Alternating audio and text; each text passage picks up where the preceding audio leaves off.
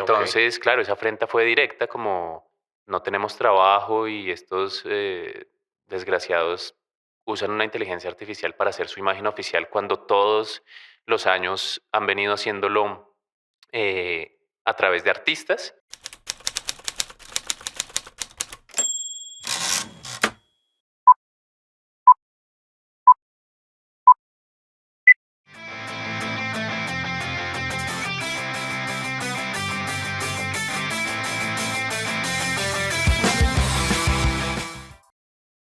Hola gente, yo soy Miguel Y yo soy Andrés.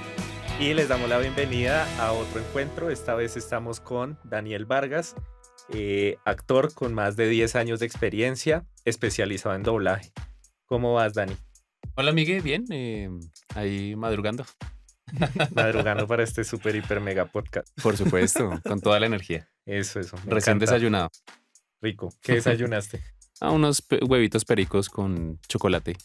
Deli. Sí, Suave, suave. Algo suave, sí, algo suave. Bueno, Dani, ¿para ti qué es vivir es más?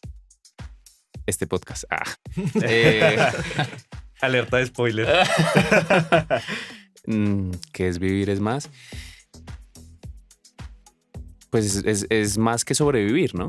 Ujú. Es decir, es gozar, pero Ujú. también sufrir. Creo que es como ese camino que está entre el goce y el sufrimiento. Deep.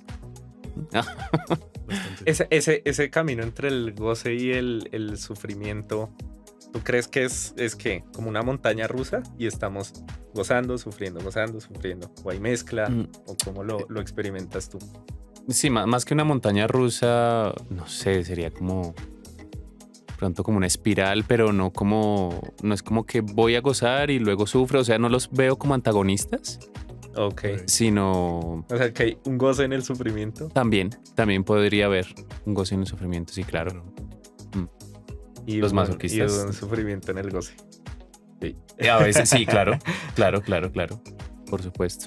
Ok, No, qué seguramente hay más interesante. cosas, pero es lo que se me viene en este momento a la cabeza. O sea, digamos que son como dos puntos que creo en los que navega el ser humano y en los que yo considero vida, pero también hay otras cosas, ¿no? También, no sé, muchas cosas por las que el ser humano atraviesa y que alrededor de este podcast nos podemos dar cuenta qué es vivir. Porque vivir es más. Bueno, y en esa multiplicidad, en esa variedad de la vida, ¿qué fue lo que te motivó a ti a decir, bueno, yo quiero ser actor y dedicarte a este camino de vida que escogiste? Bueno, yo digamos que toda la vida en esa línea que nos marca la sociedad, al menos digamos neoliberal capitalista en Colombia, que nace en los años 90, pero incluso desde antes es que la vida de uno es el colegio, ¿no? Y luego la universidad y luego un trabajo y luego morir, ¿cierto? Ujú. Ese camino yo lo trasegué y creía que había solo ese camino también. Y que era el único camino además para salir de la pobreza, que es una Ok. falacia total, que pues hasta hace poco, digamos, mis padres se dieron cuenta y nosotros también, mi hermano y yo me refiero. Entonces en ese camino del colegio, siempre que a uno le preguntaban ¿qué quieres ser cuando seas grande? Yo ponía biólogo, pero súper claro, o sea, yo me dibujaba con bata, con las gafas, con el microscopio, o yo soñaba ser como el cazador de cocodrilos, por ejemplo, como Steve Irwin. Yo crecí viendo Nat Geo, viendo Animal Planet, viendo como todos estos documentales y soñaba con eso y yo me veía ahí. Ujú. Entonces, así crecí en el colegio, en ese camino, digamos, unilateral. Pero a la par, mis padres, aunque no fueron, digamos, no tuvieron una carrera artística, sí nos inculcaron a nosotros mucho arte, desde la Ok. lectura. Ellos tuvieron un grupo de teatro cuando fueron jóvenes, un grupo barrial, digamos, y todo eso como que nos lo fueron inculcando, y yo en el colegio pues era mucho de bailes, era mucho de hacer obras de teatro en el colegio, de declamar poesía, sobre todo era lo que más hacía. Entonces sí tenía como esa vena artística y como tocando. Ujú. Y cuando yo ingreso a la universidad, ingreso obviamente a biología, ingresé a la Nacional, pero para mí digamos que ingresar a la Universidad Nacional fue salir de la burbuja que era ir de la casa al colegio y del colegio a la casa. Así viví yo y como viven muchos niños en este sistema, todos La mayoría de todos nosotros atraviesan como por esa etapa de sorpresa de, uy, esto no era lo que me contaron en el colegio. No, y además para mí era el mundo, porque realmente, o sea, literalmente yo iba del colegio a la casa y de la casa al colegio. Yo no conocía más de Bogotá siquiera, ni del mundo. Entonces, claro, la Nacional para mí fue el mundo. Y yo lo primero que hago es tratar de ingresar como a todos los grupos artísticos que hayan, incluidos pues el teatro. Y ahí pues redescubro esa vena artística y digamos que semestre a semestre me voy enamorando más de lo actoral y del teatro y de lo artístico y me voy desencantando de lo académico de la biología. ¿Sí? Oh, okay. Y sobre todo de la Academia de la Nacional. Que digamos mi espíritu no conectó nunca con la Academia Biológica de la Nacional. Okay. Hay muchos que sí, pero yo no conecté y entonces ahí dije, bueno. ¿Y por qué crees que no conectaste? Como el principal factor que dices, no, esto me alejó. Yo siento que tenía yo una visión muy idealista de la biología y muy del cazador de cocodrilos. ¿Como aventurera? Sí, como aventurera, más naturalista, no menos científica, pero sí, digamos, menos académica. Y el enfoque de la Nacional, o sea, cada escuela tiene su enfoque, ¿no? Sí. Entonces, la escuela de biología de la Nacional tiene un enfoque sobre todo de taxonomía, ¿sí? Es decir, de la clasificación de las especies. Sí. Y eso me aburría a mí. O sea, es importante y chévere saberlo, pero no era el enfoque que yo quería. Ah, bueno, ya aprendiste cómo se le dice el nombre técnico a cada animalito. Claro. Eso sí me queda un montón. Cada vez que voy por la calle, este es Sonotrichia capensis. Y toda la gente. Sí, exacto. Se quedan rezagos. Pero entonces ahí descubrí el amor a la actuación y ahí me decidí. Estuve yo 2 años trabajando como biólogo en el país antes de graduar. Pues yo nunca me gradué, pero digamos antes de no graduarme. Como para descubrirme y tal. Y no, entré en una depresión muy fuerte. Claro. Y cuando volví a Bogotá dije, no, a ver, intentemos por otro lado. Y me decidí por el teatro y eso me salvó. Y esa decisión, ¿cómo fue para tomarla? O sea, para darte cuenta, ok, listo, ya sé que por el lado de la biología no es, pero entonces, ¿qué fue lo que definitivamente te impulsó a decir voy por el teatro? Fue una apuesta. O sea, igual pudo no haber resultado. Sí, claro. Igual hay momentos en donde yo digo, ¿qué hago acá? Como, escucha, ¿por qué tomé este camino? Sobre todo en lo económico, ¿no? Que es lo más duro. Pero fue una apuesta y pues era un camino que yo ya había recorrido. Y eso, me boté a hacer un grupo de teatro en la Universidad Nacional. Yo en ese momento decía, bueno, ¿lo hago dentro de la universidad o lo hago ya más a nivel profesional afuera? Algo me botó a hacerlo a nivel universitario y ahí estuve 4 años con el grupo de teatro Mímesis, dirigiendo y produciendo y bien, me fue muy bien. Ese fue el momento, pero sí, fue una apuesta. O sea, ni idea que iba a funcionar. Ese fue tu momento, vivir es más. Sí, total. Bueno, cuéntanos qué pasó en la reciente rueda de prensa que hubo aquí en Bogotá, del Festival Fixi, que fuiste noticia nacional en El Espectador. Ese salto que pegó. De 12 años. Pues sí, pues que siento que a la larga están relacionados, ¿no? Siento que el camino que escogiste de vida te condujo inevitablemente a ejecutar lo que hiciste en el Festival Fixi. Entonces sí me gustaría que contextualizaras y ya tienes el micrófono abierto para decir todo lo que quieras. Bueno, yo creo que tiene que ver mucho con este año 2023. Es decir, pues, a ver, yo no soy nada místico, de hecho, odio con profundo fervor la astrología y bueno, tú ya sabes. Sí. Y las religiones, etcétera. Pero digamos que el 2023 como año que nos engloba a todos, vino con una inflación muy grande, sobre todo aquí en Colombia, y con una crisis económica muy potente. Eso se sumaba, digamos, a que en mi trabajo diario, que es la actuación de voz para doblaje, hace 7 años que no nos subían las tarifas. Entonces, sí, tú me comentaste. O sea, la crisis laboral de los artistas en este país creció gigantemente. Entonces, digamos que eso me movió las entrañas como a moverme a pedir la dignidad del trabajo. Y pues eso se juntó con el boom de las inteligencias artificiales, que ya en este momento pues nos han quitado trabajo tanto a los actores de voz como a otros artistas en el mundo. Y cuando yo veo esa porquería que fue el diseño de la imagen oficial del Fixi, fue como una afrenta que yo sentí en el corazón, porque pues yo he seguido el Fixi un tiempo, como muchos colombianos y con muchos artistas colombianos, y hay un cariño ahí, es cierto, es un patrimonio que incluso está nombrado así, es un patrimonio de Colombia. O sea, no le pertenece a una junta directiva ni le pertenece a unos artistas bogotanos que van allá, sino es a todo el pueblo colombiano. Entonces, claro, esa afrenta fue directa, como no tenemos trabajo y estos desgraciados usan una inteligencia artificial para hacer su imagen oficial, cuando todos los años han venido haciéndolo a través de artistas.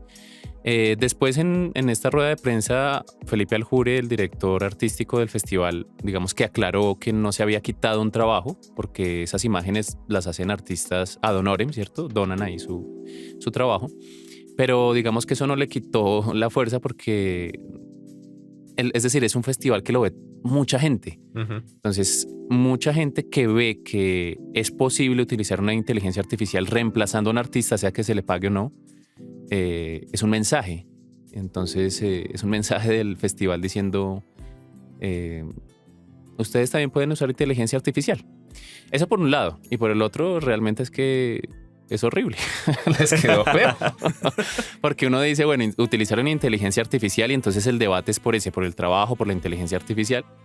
Pero es que uno de los debates de la inteligencia artificial en el arte es que produce unas cosas terriblemente horribles, feas. Eso. Entonces, pues toda esa presión que surgió en mí y en todo el gremio, me hizo hacer eso, porque además mucha gente en las redes sociales digitales comentaba en contra de esa imagen, incluso gente que estaba a favor de las inteligencias artificiales. Es verdad. Sí, una de las cosas que yo les dije a la junta directiva y a los periodistas ese día es como, ¿ustedes realmente no leen? O sea, ¿no están pendientes de sus redes sociales digitales? Es que no hay un solo comentario a favor. Y este señor pues dice, claro que sí, hemos recibido varios mensajes a favor, lo cual no es cierto. ¿Dónde están esos mensajes a favor de la imagen oficial del Fixi? No, o sea, yo quiero saber dónde están. O si son, es de un público muy segmentado, porque no es de la gran mayoría. Lo que pasa es que en este país también hay mucha lambonería. En el arte hay, digamos, no en el arte, en el mundo artístico, en los gremios artísticos hay mucha lambonería. O sea, aquí en este país no se puede hacer una película si no tiene el visto bueno de Dago García, por ejemplo. Eso lo he escuchado muchísimo. Un montón. Digamos, yo no conozco a Dago y no tengo nada en contra de él, ni lo conozco. Y puede que no sea ni culpa de él, pero hay tanta lambonería en este país que toca rendirle pleitesía. Sea el que sea. Dago no es nada personal. Sí, no es nada personal. O sea, después hacemos una peli. Incluso el man puede estar en contra de eso mismo que se genera alrededor de él, no sabemos. Y en el Fixi pasa lo mismo. Hubo un comentario muy feo que yo escuché ahí pues al entrar a la rueda de prensa, y era que una señora le decía a la junta directiva que bien, es que el festival es nuestro, ¿no? El festival nos pertenece. Así de descarados. Obviamente pues no lo dijeron oficialmente, pero son cosas que ellos se dicen, ¿cierto? Pues lo cual es antidemocrático, ¿no? Y yo ese día me sentí, digamos, un poco... Sí, ya cargabas con una frustración. Claro. Tremenda. Pero también yo me sentía privilegiado de estar ahí en esa rueda de prensa. Y por eso yo me decidí a hacer lo que hice. Porque era como transmitir la voz de muchos artistas que se habían quejado, que no habían sido escuchados, y transmitirlo ese día. Sí, o sea, no era solo yo, era como transmitir lo que muchos sentían. Y eso fue lo que hice. Ok, y dando el contexto, ¿qué hiciste? Pues para todos los que aún no se han enterado. A ver, yo hago parte de un colectivo que se llama Legión Madriguera, donde tú nos has colaborado, Miguel, donde hacemos divulgación de teatro y cine colombiano. Entonces ahí nos han invitado, obviamente por nuestro trabajo de divulgación, a ruedas de prensa, a inauguraciones de películas. Por cierto, vayan a seguirlos, porfis. @Legión Madriguera. Entonces nos habían invitado a hacer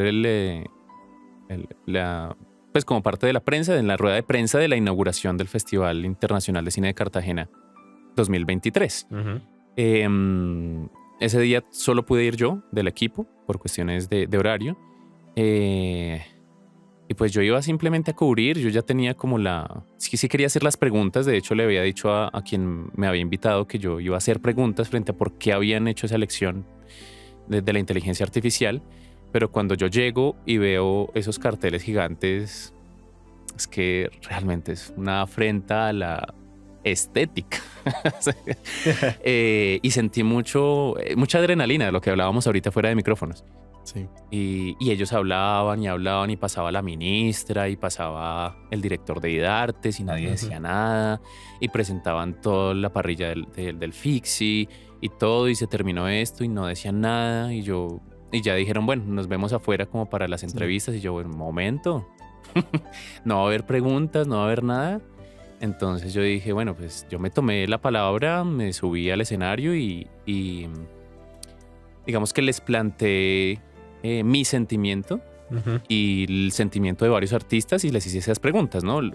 Una fue cuáles iban a ser los espacios de discusión sobre las inteligencias artificiales en el FICSI, y la otra era cuál había sido el camino de decisiones para tomar esa decisión, valga la redundancia, de irse por una inteligencia artificial.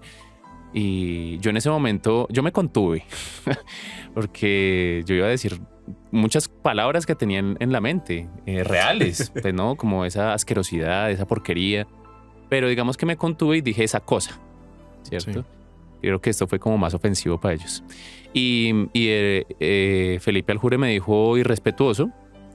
Y sí, yo fui irrespetuoso. Es que con esa cosa no se puede ser más que irrespetuoso. Entonces, eso fue lo que pasó. Sí, no, y bien difícil, la verdad. O sea, pararse ahí enfrente de todos en una rueda de prensa tan importante. Yo me imagino lo que mencionas de la adrenalina y la presión de la gente, el público. Total. Eso es... No, sí, o sea, eso es tener las pelotas bien puestas. O sea, sí, la verdad sí. Sí, pues yo creo que más fue como digamos, yo vivo una dualidad, he vivido una dualidad toda mi vida, y es entre el arrodillado y el luchador, ¿cierto? Okay. En el colegio yo me acuerdo, por ejemplo, sí, que uno no le dejan tener el pelo largo, o por eso tengo el pelo largo. Pero sí, porque es una estética que a mí me gusta y siempre me gustó, pero en el colegio siempre te cercenaban. Y otras cosas, muchas cosas dictatoriales. Le hemos dado re duro al colegio, ¿no? Sí.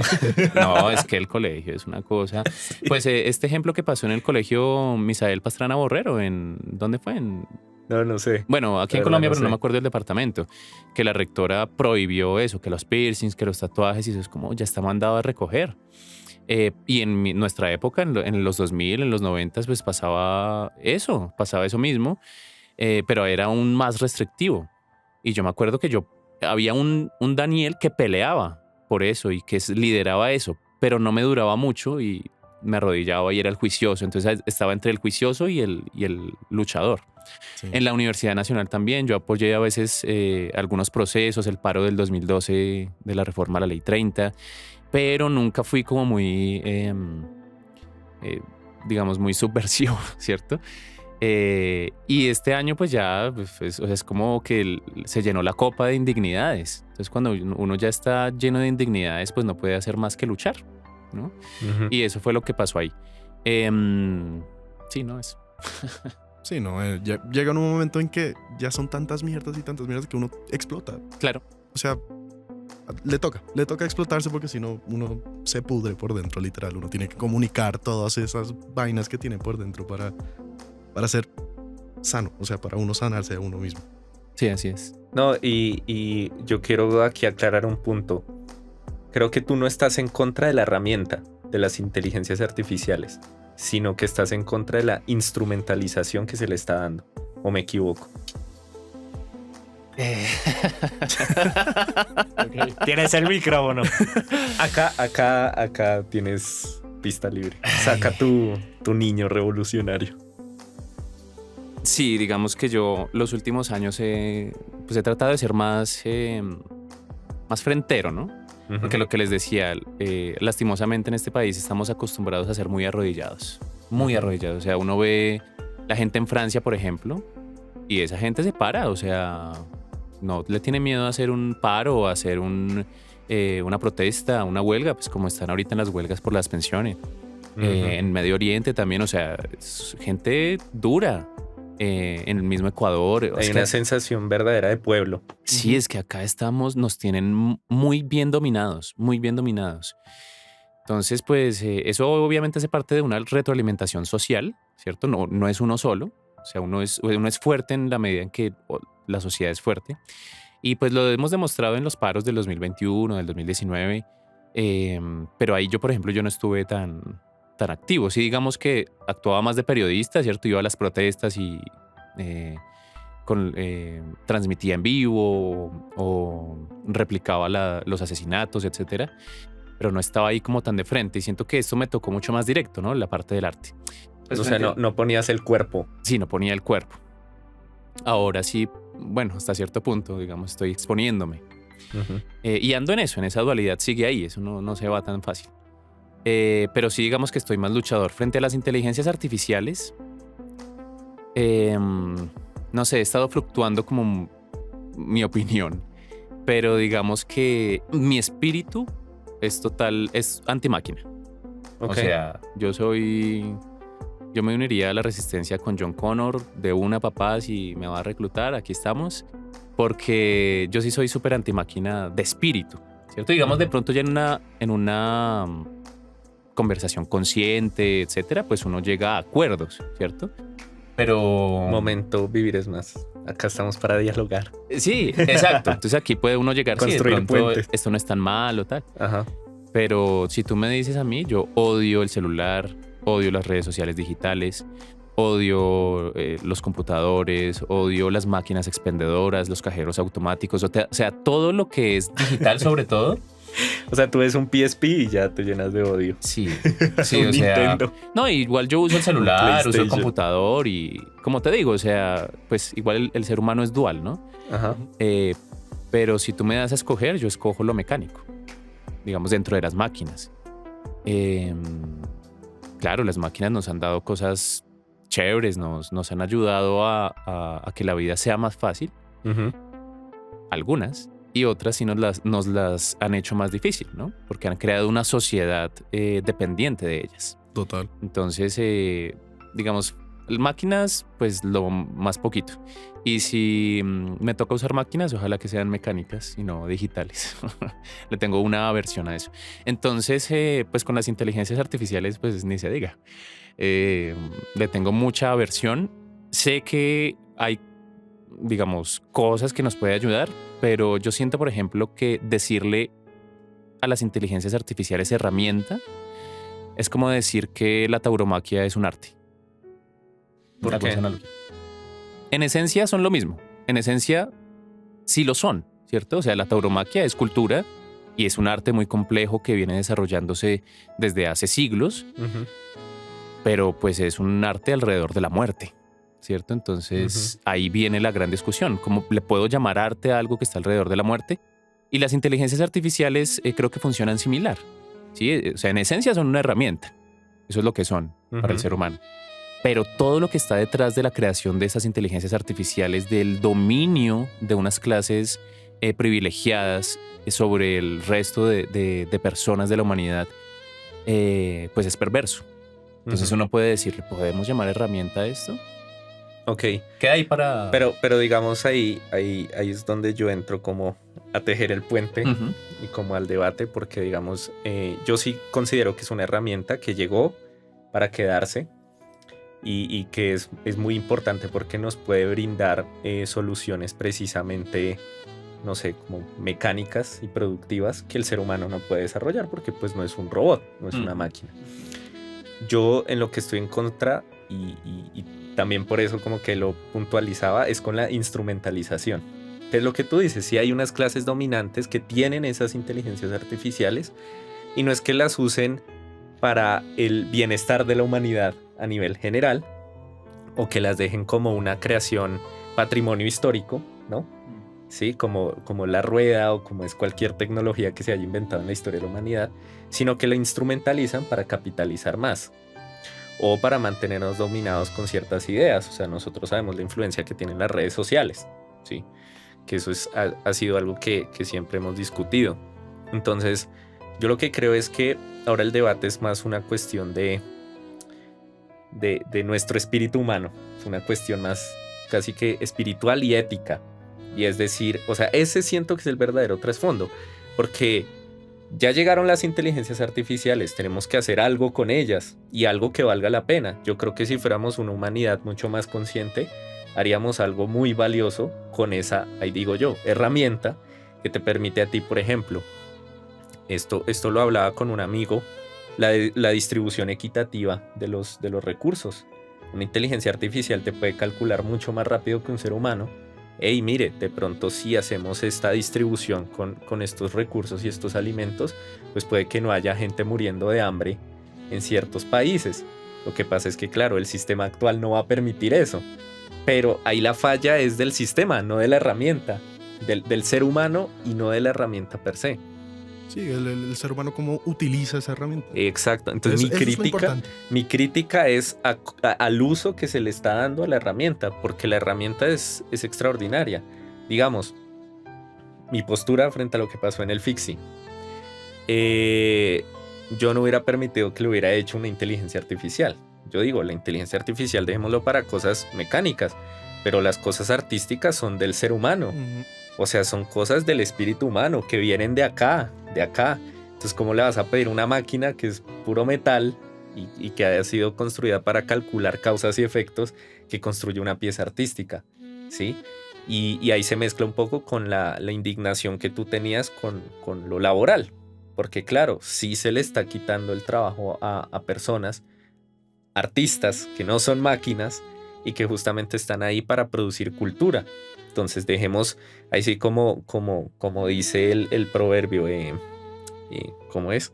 Al César lo que es del César. Entonces a los artistas dejémoslos hacer arte y a las máquinas pongámosle las cosas que son mecánicas, pongámosle las cosas que son de datos, de cálculos, de ingenierías, que ese tipo de cosas obviamente nos va a facilitar un montón de cosas y el día de mañana podemos, qué sé yo, no es por apoyar a Elon Musk en todas estas cosas, pero si podemos irnos a Marte, yo digo pues extraordinario. Pero pues la cosa es qué vamos a hacer yendo a Marte, ¿sí? Sí, porque pues sabemos que Elon Musk, Mark Zuckerberg, el mismo Bill Gates, son personas que tienen mucho poder y que también tienen demasiada influencia con esto de las inteligencias artificiales, pues están pensando más con fines de volvernos consumidores y de lo que ellos puedan hacer con esas máquinas y con esas inteligencias artificiales, más que por un beneficio de la humanidad. Entonces, ahí es donde yo digo, yo creo que es lo que se hace con la herramienta. Tú puedes coger un martillo y con el martillo utilizarlo para clavar un clavo, pero también lo puedes utilizar para matar a alguien. Y eso ya no depende de la herramienta, depende de quien lo usa. Entonces, pues eso era como también lo que te quería plantear. Y también tú cómo lo ves, ya en un espacio más amigable y sin abucheos. Pues mire, hermano. Mentiras. Cállese. Es que yo siento que hay tecnologías que el ser humano a las cuales no debe acercarse, así de simple. Porque no estamos preparados para ello, ¿sí? Un gran ejemplo de eso es la energía nuclear. O sea, ahorita que va a salir la película de Oppenheimer, Está chévere que vayamos a ver. Christopher Nolan. Ajá. Uf, se ve buenísima. Porque parece que va a plantear ese dilema ético que fue el desarrollo de la bomba atómica y pues de la energía nuclear en el mundo. O sea, yo siento que las inteligencias artificiales, porque no hay una inteligencia artificial, al menos no en el momento, se parece a eso también, ¿sí? O sea, nosotros nunca debimos tocar la energía nuclear. Solo ha producido devastación y tristeza en este mundo. Sí, o sea, sí, ha producido energía para algunas ciudades. Pero por eso te digo, ¿no crees que detrás está la conciencia? O sea, el espíritu. Porque digo, como fuéramos otro tipo de humanidad, con esa energía se hubieran hecho cosas muy buenas. ¿Cuánto tiempo necesitamos para hacer esa otra humanidad? ¿Sí me hago entender? O sea, listo, digamos que en algún momento... Y el tema es que ya las inteligencias artificiales llegaron.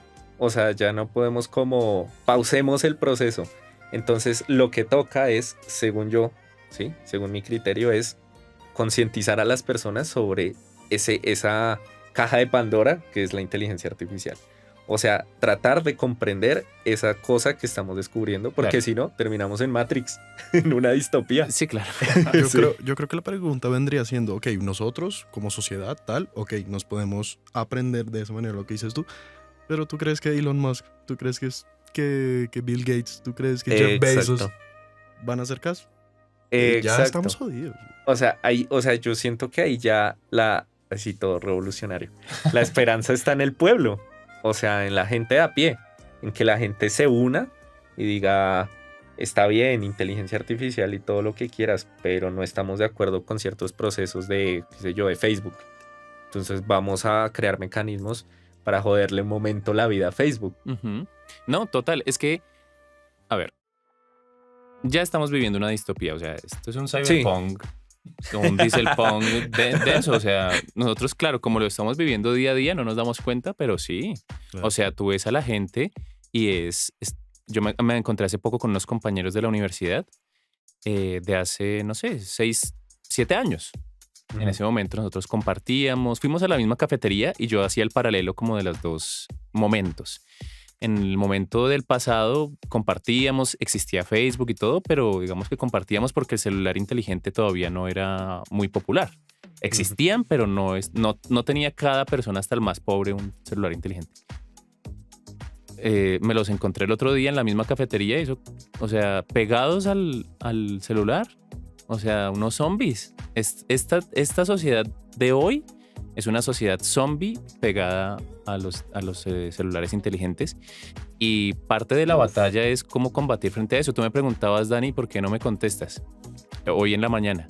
Ajá. Porque tomé la determinación de que si bien el celular inteligente es fundamental para mi trabajo, hay que ponerle unos límites porque la adicción es terrible. Sí, eso es cierto. Yo creo que aunque sí era importante que me contestaras, pero... No, pero te voy a decir por qué no te contesté. Porque ahora dejo mi celular fuera del cuarto. Ok. Entonces, hasta que no me despierto, o sea, ya se volvió para mí un trabajo. Entonces, trato de darle horarios al celular, ¿sí? A las redes sociales digitales, al WhatsApp. Y me interesa mucho que la gente comience a llamarle redes sociales digitales. Para que haga conciencia de que son digitales. Sí, porque esto es una red social real, ¿cierto? Y lo digital es otra cosa. Estás tocando un punto tremendo, porque algo que incluso yo te comenté el otro día es que siento que toda la inmersión que estamos haciendo en el mundo digital también llegó como en alguna medida para despolitizarnos. O sea, la pelea en la vida, digamos, bueno, no la pelea, lo valioso en la vida son los recursos, el agua, la calidad del aire que respiramos, nuestra salud, etc. O sea, todo lo corpóreo, lo material. Y ahorita, claro, llega el metaverso, llega todo lo digital y estamos imbuidos ahí en nuestra mente, ¿sí? Y estamos descuidando todo lo externo. ¿Y qué pasa? Claro, nos despolitiza porque en vez de estar pensando de unirnos y ver cómo podemos solucionar este gran dilema de las inteligencias artificiales, lo que estamos haciendo es atomizarnos, separarnos, y nos estamos yendo a un mundo que es irreal. Claro. Lo que tú ahorita decías, esto es una red social, ¿sí? Claro, lo que te digo, yo intento no ser extremista porque entiendo que las inteligencias artificiales llegaron, ¿sí? O sea, ya arribaron y no podemos como frenar ese proceso. Pero digamos que una preocupación que sí tengo es el volver una ficción más nuestra vida.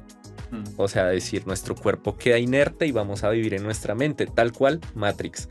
Y claro, mientras tanto, Jeff Bezos, Mark Zuckerberg, Elon Musk, sí se están quedando con los recursos materiales porque están quedándose con el capital de la gente que los permite acceder a terreno, a recursos, a un sinfín de cosas que les da poder sobre el mundo. Y son gente que, si tú ves todos estos ricos, hablando de ricos reales. O sea, multimillonarios. Sí, los ricos. Los top, los que están en el punto de la pirámide. Es que don José, el dueño de la cigarrería, no es rico, es pobre. De pronto nosotros somos más pobres, pero él también sigue siendo pobre. Pero estos ricos, sus hijos no usan redes sociales digitales. No me definiría pobre, pero sí. Bueno, tú eres como una pero clase en comparación. Sí, o sea, en obviamente. dimensiones, sí, ese tipo. Pero digo que con lo que produce en un minuto me manda. Claro, es que nosotros estamos peleando por las sobras del banquete de esa gente. Pero esa gente, los hijos y toda esa sociedad sabe del poder destructivo de esa tecnología. Claro, no es que sean inocentes. Y hace que sus hijos, su gente cercana, trate de reducir el consumo de eso. Entonces mira cómo se vuelve una dominación. Y yo siento que es algo peligroso, Miguel, decir que ya no hay freno frente a estas tecnologías. Puede que en realidad no lo haya, pero decirlo así tan tajantemente hace que la dominación sea mucho más fácil. ¿Por qué? Porque yo he tenido muchas charlas, he estado en muchas conferencias sobre inteligencia artificial, sobre todo inteligencia artificial en el arte, y cómo podemos ponerle freno, cómo podemos legislar. Y yo he quedado muy decepcionado porque la gente está, ¿cómo se dice? Ya está resignada. Dice eso, no, pues ya entraron, ya qué podemos hacer, adaptarnos, más bien nosotros creemos la nuestra, usémosla para nuestro beneficio. Yo espero, pucha, no, todavía se puede luchar. Sí, de pronto no se van a acabar, pero, sí, pero el hecho de ponerle el freno, de poder legislar, porque mucha gente dice, no, eso para qué legislamos, eso es una lucha perdida, eso se demora muchos años, eso. Bueno, puede ser, pero es importante legislar. O sea, el resignarse y decir ya no se puede hacer nada es, pues ya, o sea, eso, resignarse. No, sí, claro, o sea, es caer en un nihilismo. Pero también entiendo un poco la crítica de como tener que esperar la legislación tanto tiempo. Porque lastimosamente el Estado ya se ha demostrado que es una figura ineficiente, ¿sí? O sea, no ha servido realmente para construir lo que queríamos como sociedad. Entonces, sí, obvio, tiene que entrar el Estado a legislar este tema de las inteligencias artificiales, pero pues todos sabemos también que el capital va a dominar sobre el Estado. Claro, pero además es que cuando uno dice el Estado, digamos uno así de pueblo raso, uno cree que el Estado va a hacer algo. Y pues al menos en una democracia así de imperfecta como es la colombiana, pues uno también es el Estado. Es decir, si no hay un líder, no digo yo, digo cualquier persona, que se empodere y diga, bueno, vamos a legislar y vamos a llevar esto ante este congresista, o sea, si no lo hace nadie, ¿quién lo hace? No hay un Estado. Pero yo siento que ahí es justo donde yo digo que la gente se tiene que unir. O sea, que haya un colectivo de personas que realmente se sienta y se vea fuerte y genere como ese respeto y diga, ok, tienen algo para decir.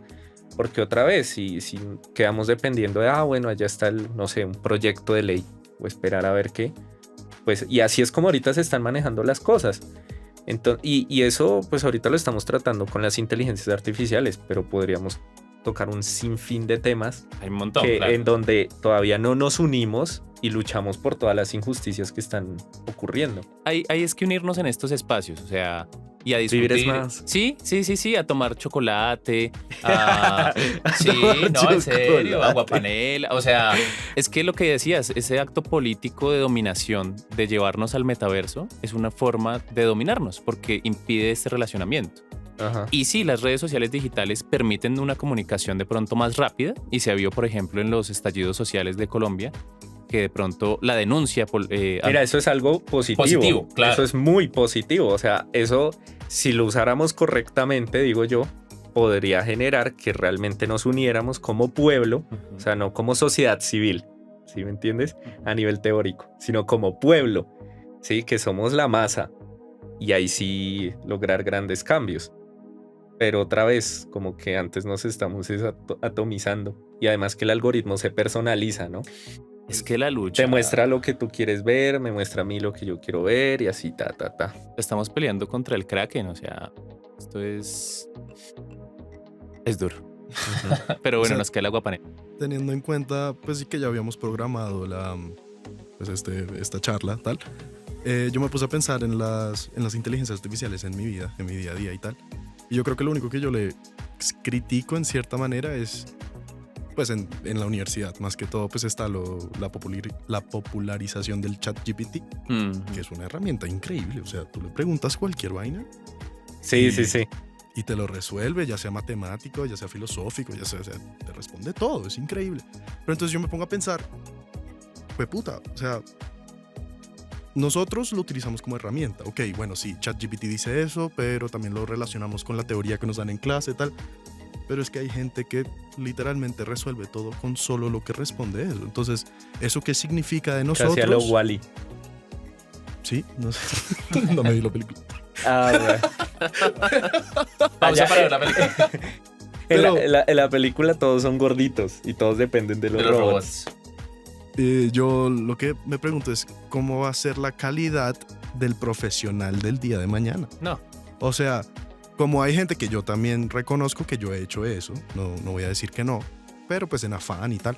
Pero yo siempre intento pues coger la teoría que nos muestran y pues utilizarla como una herramienta. Pero ¿y el que no? El profesional de mañana, ¿cómo va a ser? O sea, ¿cómo va a ser esa calidad de trabajo? Y yo creo que incluso tenemos que replantearnos la definición de trabajo. O sea, en un espectro amplio y casi que filosófico. O sea, ahora, ¿qué papel va a jugar el trabajo con las inteligencias artificiales? Porque en un momento muy puntual de la historia de la humanidad, el trabajo se utilizaba como una herramienta de conseguir recursos y sobrevivir y tener una vida digna. Y pues según yo más me especialice, más gano dinero y entonces más voy escalando como en esa esfera social. Pero hoy en día, si ya sabes que vas a tener que competir a nivel productivo con un robot, te va a quedar imposible. Total. Entonces, o sea, ahí tenemos que repensar nosotros como especie, como seres humanos, realmente ahora qué nos vamos a dedicar, o sea, qué sentido le vamos a dar al accionar diario, que ese es el trabajo. El trabajo es a lo que yo me dedico para darle sentido a mi vida, pues en un sentido profundo, ¿no? Entonces, eso que tú estás planteando me parece súper puntual porque sí, también, y se mezcla con lo que tú decías, nos estamos volviendo extremadamente dependientes. Entonces sí, también la herramienta nos puede estar absorbiendo. Una cosita que quería apuntar ahí frente a lo que dice Andrés, sobre todo de la inteligencia artificial en el arte. Uh-huh. Y es que el desarrollo de estas herramientas no tiene en cuenta que el ser humano es perverso. No sé si por naturaleza, pero al menos en este sistema. Debatible. Sí, redebatible. Además, saber lo que es natural en el ser humano es casi imposible. Exactamente. Pero digamos que en este sistema, como nos cría este sistema, tenemos muchas perversiones. Entonces, el simple hecho, o sea, es que hay unos ejemplos terribles. Por ejemplo, hace poco un man publicó un manga hecho por inteligencia artificial. ¿Por qué? Porque el man es un inepto que no quiere aprender a dibujar, ¿cierto? Y así hay muchos ejemplos de gente inepta y perezosa que usa eso, como tú decías, bueno, va a hacer mi trabajo, mi ensayo, mi tesis, lo que sea, ChatGPT, y no lo usa como herramienta, sino como forma de ganar, de aventajarse en la vida, de aplastar a otros, porque esa es la dinámica de este sistema, y no como herramienta. Ahora conozco artistas que sí están usando la herramienta que eso, dicen, por ejemplo, voy a usar el ChatGPT, por ejemplo, dame un cuento de 3 manes que están haciendo un podcast y se cae el techo. Y el chat más catastrófico, Pado. Y el ChatGPT pero entonces el artista, ¿qué hace? Coge eso y lo transforma, o sea, simplemente es una herramienta, ¿cierto? Le da ideas, le da formas. Y ya después él construye algo más elaborado. Y él construye alrededor de eso. Ahora, yo digamos, ¿qué consejo le daría a los artistas que quieren usar a las inteligencias artificiales como herramienta? Que las usen como herramienta para no hacer lo que hacen las inteligencias artificiales. ¿A qué me refiero? Las inteligencias artificiales en el arte, por lo menos, digamos, para puntualizar, ¿cómo se alimentan? Se alimentan de lo que hay en Internet, ¿cierto? Y que hay en Internet las tendencias. O sea, una inteligencia artificial en este momento no puede producir arte porque lo que va a producir es una tendencia. Entonces vemos todas esas imágenes producidas por Dalí en las redes sociales digitales con dedos deformes, con esas selfies de animales o de gente de tribus, pero un hiperrealismo ahí todo relamido. Esos son tendencias en el arte ha habido siempre, pero estas tendencias se reproducen mucho más rápido y a una masa mucho más grande. Entonces yo el consejo que les daría es eso. Si usted, por ejemplo, quiere hacer una pintura sobre Bogotá, entonces póngale a la inteligencia artificial que sea pintura sobre Bogotá en impresionismo. Todo lo que le salga, no lo haga. Porque eso es tendencia y eso es lo común, eso es lo que está en el imaginario. Entonces, si usted quiere hacer arte a partir de la inteligencia artificial, úsela para saber lo que no hay que hacer. Eso sería como la que yo aconsejaría. Interesante eso. Agregando un poco a lo que estaba diciendo, casualmente ayer estaba haciendo un taller de macroeconomía, que era para la medianoche y nos sentamos mi grupo de 4 y a hacer el punto que nos había tocado sustentar. Y bueno, y nosotros dijimos, bueno, ChatGPT, pues ahí no, hay una buena base para empezar. El problema es que creo que nos distrajimos y nos, ¿cómo se dice? Como que no. Se pusieron a jugar. No, o sea, nos enfocamos mucho en eso, en lo que nos decía ChatGPT y lo pusimos como muy importante y dijimos, bueno, ya lo tenemos listo, ¿no? A la final, como que nos quedamos todos estresados, no sabíamos qué hacer, no nos cuadraba con los resultados de ChatGPT. Yo dije, marica, ni mierda, o sea, lo voy a hacer a mano. Lo voy a hacer todo a mano. Lo empecé desde cero, pum, el ejercicio. Te lo juro que lo terminé en, si algo, media hora. Qué bonito. O sea, yo solo le dije, no, ni mierda, ChatGPT, eso. Claro, es que no son la panacea tampoco. Sí. Y qué bonito que nombres lo de la escritura a mano, que es algo que se está perdiendo, o sea... Sí, claro. ¿Quién escribe a mano? Se puede haber hecho a computadora. Re lindo. No, pero, o sea, digamos, yo ahorita estoy escribiendo una novela, obviamente si me toca computador. Ajá. Pero yo tengo como una libreta donde escribo como pensamientos importantes, cosas así, y siento que el manuscrito tiene una magia que no te lo da el computador. Totalmente. De hecho, muchas de las ideas que tengo para historias o incluso para este proyecto o para lo que sea en general, lo anoto primero y lo traslado al computador y allá sí lo termino de desarrollar. Pero la idea inicial, como el espíritu de eso, otra vez volviendo como al corazón y al espíritu, el corazón para el mundo, en el manuscrito. Y yo siento, digamos que la única contravía ahí, como lo único que sí es criticable, pues ese es el daño que se le hace a los árboles, ¿no? Pero... Pues sí, o sea, ¿no? Yo digo... Pues sí, pero bueno, eso es para otro podcast. Sí. Pero pues a la larga entiendo eso que tú dices de... Sí, es muy lindo porque es un trabajo manual y tiene como la esencia, el sello de uno. Uh-huh. Sí, o sea, es tu letra, tú lo estás empuñando, vas a tu ritmo. Entonces, sí, es súper lindo. Sí, no había caído en cuenta de eso. Sí, lo pude haber hecho en un computador, ¿no? Pues... No, re lindo, pero no sé, lo hice a mano. Como fue lo primero que se me vino a la mente. Tu subconsciente fue tan subversivo con la tecnología que dijo no, a mano. Yo dije, sácame el cuaderno que resuelvo esto ya. Hablando todo esto del fix y tal, y de la inteligencia artificial, yo en internet busqué en estos días hablando del tema y aprendiendo un poco más. Había una frase que conseguí que dice: la gente que dice que la inteligencia artificial nos va a reemplazar es porque no sabe utilizarlo a su favor. Quería saber qué piensas tú al respecto. Yo digo que la gente que dice eso es ignorante. Así Yo sabía que iba a responder eso. Yo sabía que iba a responder eso. Bueno, no, es una gente, es gente que vive en una burbuja. ¿sí? Que no sabe el sistema, es gente que está dominada y que no está en el sistema. Claro, digamos, yo tampoco soy como, ¿cómo se dice? Como extremista en el sentido de... No, para nada.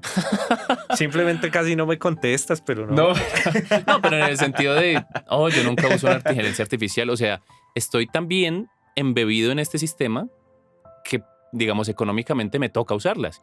Y es que la inteligencia artificial no es algo nuevo. O sea, fue una moda que surgió por la explosión, digamos, una explosión de muchas inteligencias artificiales que se dio a partir de agosto del año pasado. Pero pues las inteligencias artificiales, el concepto nace en el 44, se explora mucho más con la computación, con Alan Turing en el 50. Y bueno, hay como... Peliculón, el código Enigma. ¿Te lo has visto? Ajá, sí, total. Este personaje. Y ahí como la historia de la computación y las inteligencias artificiales, pues tiene tiempo, ¿sí? Y nosotros usamos inteligencias artificiales. O sea, el hecho de usar los bots o de estar en el mundo digital, ya de usar Google, ¿sí? Usa uno o algoritmos o inteligencias artificiales. Entonces tampoco es que uno pues esté totalmente afuera. Uno no está afuera nunca. Entonces, de usarlas, las usamos. Sí, hoy. Desde adentro.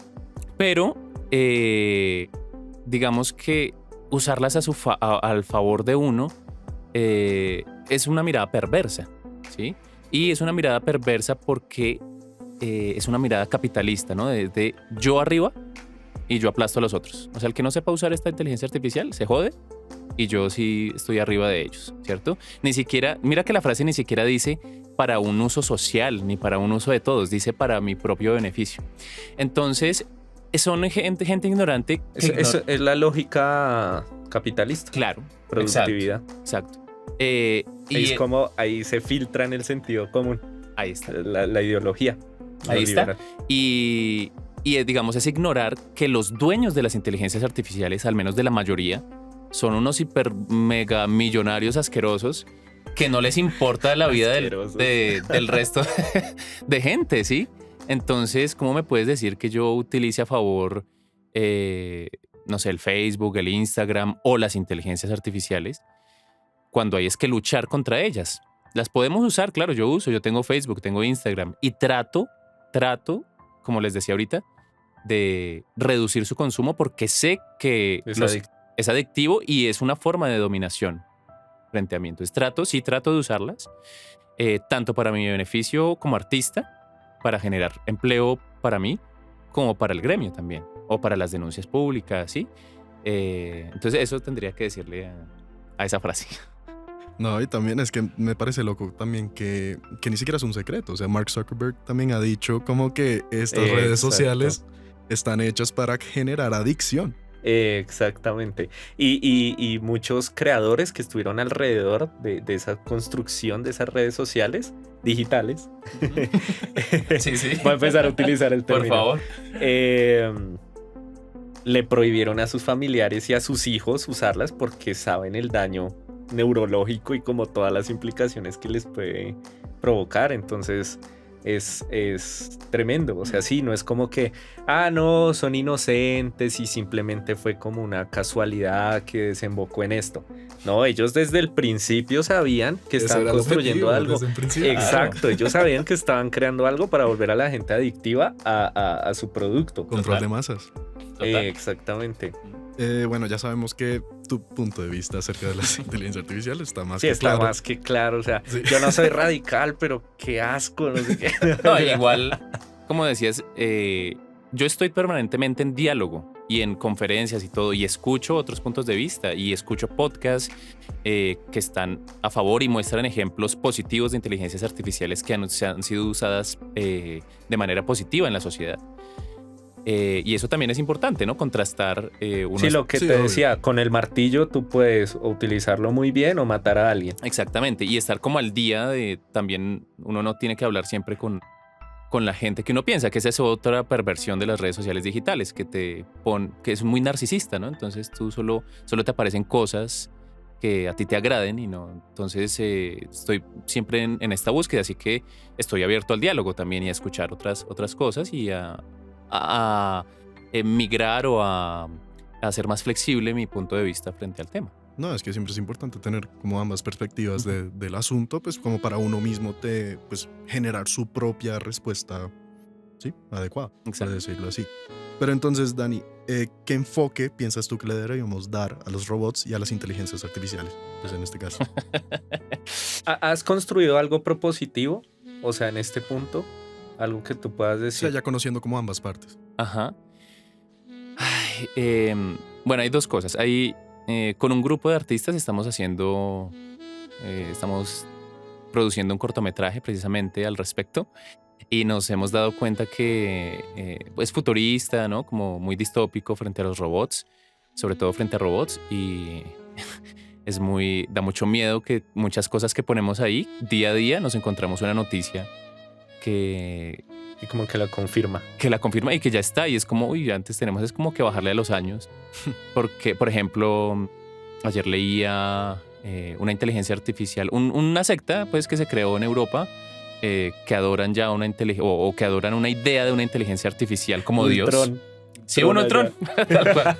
Pero que es real, ¿no? Y lo están haciendo. Uy, no. La otra noticia, la de Next Dragon, una empresa china de videojuegos que puso en una filial de su compañía como gerente a una inteligencia artificial. Ah, sí, ese sí lo vi. Entonces, o sea, ejemplos distópicos ya estamos viviendo.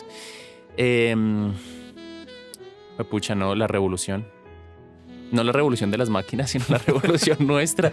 O sea, es que si no se cambia el sistema, sea la tecnología que sea, que se produzca, va a ser perversa. O sea, todo va a estar atravesado por la perversión. Esa va a ser la frase de Instagram. Sí, me gustó. Claro, porque todo puede ser loable, puede ser muy bella. Y aquí traigo a colación una de mis pasiones también, que es la animación. Una película que se llama The Wind Rises, Se levanta el viento, de Hayao Miyazaki, la última de Hayao Miyazaki de Estudio Ghibli. Y que plantea eso, ¿no? Frente a los aviones. El protagonista es un diseñador de aviones en medio de la Segunda Guerra Mundial y plantea la dicotomía de este artista porque es su pasión, es su vida los aviones, pero claro, cuando estalla la guerra lo ponen a diseñar aviones de guerra.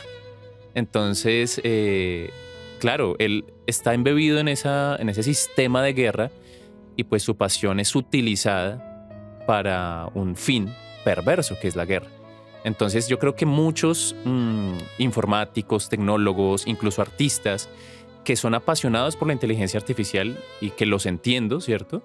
O sea, yo realmente no lo soy, pero sí entiendo a estas personas que lo son porque lo que dices es magia, o sea, ver lo que pueden hacer es lindo, es mágico, es chévere.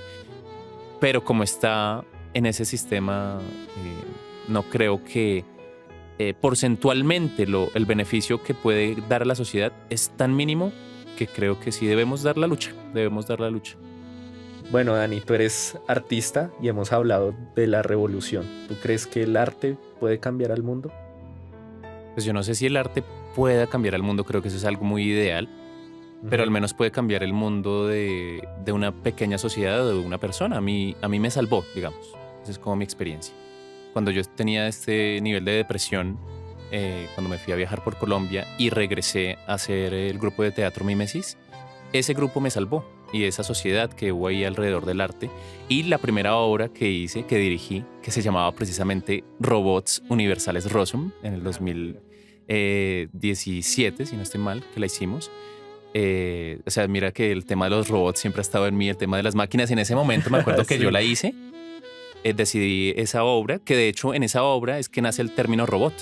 Es un chequismo de robota, que significa trabajo, precisamente. Okay. Pues. Y yo la hice porque en ese momento en la Universidad Nacional estaban poniendo máquinas expendedoras no de marihuana, sino ¿de qué? De papas, Ya está la aclaración. Y y estaban quitando las chazas, ¿sí? Los puestos informales de venta de comida. Entonces yo tenía una rabia, como es que tengo que poner una moneda para que me salga un paquete de papas. Necesito el humano. Entonces sí, el arte yo creo que puede salvar vidas, al menos a nivel personal o una sociedad pequeña. Pero sí, cambia. Bueno, ya para ir culminando la charla, Dani, ¿qué le dirías tú a ti de 18 años? Tu versión de 18. Sí. Yo le diría a Dani, hay que luchar. O sea, no hay que ser arrodillado. De pronto hay que matar la esperanza también. Hay que matar la esperanza porque uno en el colegio o en la universidad, uno cree que hay un camino, de este camino lineal que les hablaba al principio, porque es que desde ahí nos dominan. Entonces mata la esperanza, no hay un futuro, no vas a tener... Por favor, no vayan a llorar. No, pero... La idea es que fuera algo lindo. No, pero... No hay futuro. No, mentira, no. Es que en el momento en que uno mata la esperanza, uno se da cuenta, o digamos que uno abre los ojos frente a los caminos posibles. Sí, uno se vuelve más realista. Exacto. Yo le diría eso, sé más realista, mata la esperanza y lucha. Lucha, es que la vida, vivir es más, ahora sí llego digamos a la conclusión, es luchar. Vivir es luchar. Bien. Es gozar, sufrir y luchar. Y luchar. ¡Epa! No, pero métanle huevas, no vayan a llorar, no vayan a llorar. Bueno, Dani, había una dinámica que queríamos empezar a hacer con todos los invitados y tú tienes el privilegiazo de ser el primero que arranca con esta dinámica. La idea es que los invitados traigan un objeto, sí, que para ellos sea muy valioso y nos cuenten por qué es valioso y por qué los conecta con algo importante en su vida. Entonces, pues, ¿tú qué trajiste? Háblanos un poquito de ese objeto y sí. Pues no pudimos entrar el objeto aquí al estudio, entonces un poquito grande. Están aquí las llaves del candado de la bicicleta, de la Mona, le llamo yo, es la bicicleta que tengo ahí. No, para mí la bicicleta es la libertad. O sea, tú que me dijiste, Dani, te llevo en carro y yo, pues tengo más cosas que hacer hoy, pero además de eso, para mí la bicicleta es libertad. Yo hoy amanecí muy mal emocionalmente. Y me vine en la bici y pude soltar muchas cosas. Entonces, ir en la bici y cantar es como mi momento feliz del día. Te vas en la bicicleta cantando. Sí, así es. Así ¿Sí? es. Qué bonito, qué bonito. Y la gente, uy, ¿qué le pasa a este man? No, pues ojalá. Top, sí, top. que, Me encanta. que vivan los locos. Esta sociedad necesita más locos. Yay, qué bonito. Bueno, yo creo que ya podemos irle dando cierre, Dani. ¿Dónde te puede conseguir la gente? Tus redes sociales. Pues me pueden encontrar en la dirección Bogotá. No, mentiras. No, mis redes sociales digitales. Se busca novia. Mis redes sociales digitales. Tengo Instagram y Facebook. En Instagram estoy como @albaricoque2 y en Facebook como @Daniel Nicolás Vargas. También algo que quería comentar frente al tema y frente a, digamos, como los proyectos rápidamente para terminar, es ahorita estoy tratando de montar una fundación como parte de la lucha, una fundación artística, también para llevar a cabo como los podcasts que bueno, tú sabes lo difícil que es hacer un podcast bien hecho. Entonces, yo tengo varios podcasts ya con mi productora que es Howler Monkey Records, que son Fanimados, donde hablamos sobre animación. Legión Madriguera, pues con Legión Madriguera, donde hablamos sobre teatro y cine colombiano. Y tengo muchas otras ideas. Una de ellas es sobre las inteligencias artificiales. Entonces quiero comenzar a hacer un podcast secuencial para tener este diálogo mucho más o con otras perspectivas. Entonces todo está congelado porque no tengo presupuesto. Pero nada, para que sigan en redes y de pronto ven esto más adelante, Rainforest Media Group, para que pues nos puedan donar también. Van a poder donar a obras de teatro, a podcasts, a diferentes proyectos, tanto como personas naturales como empresas. Entonces, para que nos apoyen ahí. Súper. Dani, para toda la gente que nos está viendo, ¿qué bibliografía le recomendarías o qué contenido para de pronto reflexionar sobre todo esto que hablamos? Ay, hay tanto. Pero así rápido, diría que se leyeran la obra Robots Universales Rosum de Karel Čapek. Es fundamental para, pues ahí nació el concepto de robot. Importante leer a los clásicos del trabajo, ¿no? O sea, leerse El Capital es fundamental, por ejemplo. Sí, es que... Apareció Marx. Claro. El panita Carl. ¿Qué más frente al tema? no sé, de autores contemporáneos. No, pues no de contemporáneos no sé, pero clásicos, obviamente leerse las distopías, súper básico, ¿no? 1984 y Un Mundo Feliz, que creo que son fundamentales porque son las dos distopías que estamos viviendo hoy fusionadas. Es muy chistoso. Bueno, Dani, muchísimas gracias por acompañarnos el día de hoy, por haberte tomado el tiempo y espero que este espacio te haya ayudado a soltar todo esto y en verdad ahora sí comunicar lo que realmente querías hacer en el festival. Claro bueno, sí. y yo creo una cosita puntual antes del cierre, para dejar clarísimo, ¿tú querías sabotear esa rueda de prensa? Porque fue una palabra que utilizó. Que utilizó el man, don Felipe. No, para nada. Es que ellos se autosabotearon. No, yo quería, como decía, era darle voz a tanta opinión que había en las redes sociales digitales. Y en las redes sociales también, porque directamente me decía mucha gente. Entonces era eso, darle voz a los artistas. Excelente, Dani. Bueno, gente, si llegaron hasta este punto del video, ya saben, denle like, suscríbanse, activen la campanita, sigan a Dani, síganos a nosotros, denos mucho amor, que nosotros intentamos a través de esto darles amor a ustedes. Ya. Chao. Chicos, gracias.